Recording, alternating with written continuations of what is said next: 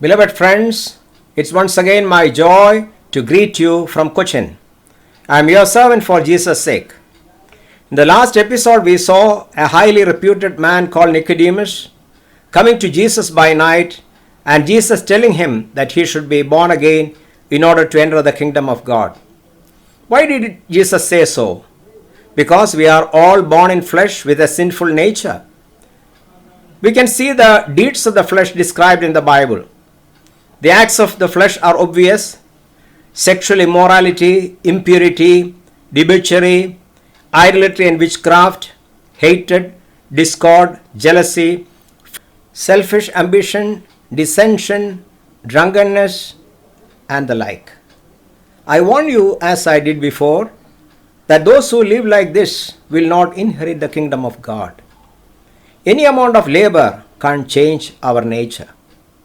Lord asks, can an Ethiopian change his skin or a leopard its spot? Neither can you do good who are accustomed to do evil. It simply means that we can't change our nature we have inherited. So the Bible concludes that flesh and blood cannot inherit the kingdom of God. So knowing the limitation of our flesh, Jesus our Creator said to Nicodemus the need to be born of spirit to inherit the kingdom of God. This is a birth by water and spirit. Some group of people teach that through baptism in water, this rebirth is possible. But when we compare with other scripture portions of the Bible, we can understand that the water mentioned here is a simile and says about the word of God. In Ephesians chapter 5 verse 26 we read, to make her holy, cleansing her by the washing with water through the word. In John's Gospel chapter 15 and verse 3, Jesus said, you are already clean because of the word I have spoken to you. Apostle Peter also confirmed this.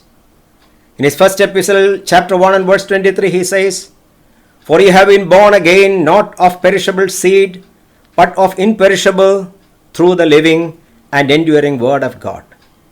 So when you hear the word of God, you are convinced of your sinful state and need for a Savior. And the word, like a guardian, lead you to Jesus. We know the incident after the resurrection of Jesus. 2 disciples were going from Jerusalem to Emmaus. Resurrected Lord joined them. And we read that beginning with Moses and all the prophets, he explained to them what was said in all the scriptures concerning himself. The Holy Spirit is the other agent who enabled this rebirth in our life. His mission is, as Jesus said, he will prove the world to be in wrong about sin and righteousness and judgment. Now he operates in the world and leads men and women to Jesus. Jesus compared the birth by spirit to a wind blowing. Though unseen, one can experience it. You hear its sound. So this is an earthly experience which one can experience in this life. Still Nicodemus asked, how can this be? So Lord Jesus drew Nicodemus' attention to himself. He introduced himself as one who has gone into heaven and came from heaven. Dear friend, I do not know what you think about Jesus. He is the Lord of heaven. John opens his gospel with that theme. See what he writes. In the beginning was the Word, and the Word was with God, and the Word was God. He was with God in the beginning.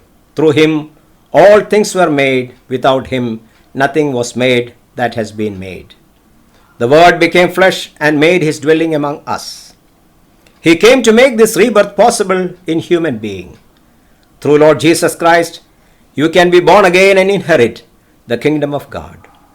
We will continue this topic in the next episode if Lord willing. Thank you for your interest to hear Hidden Treasures. May God bless you.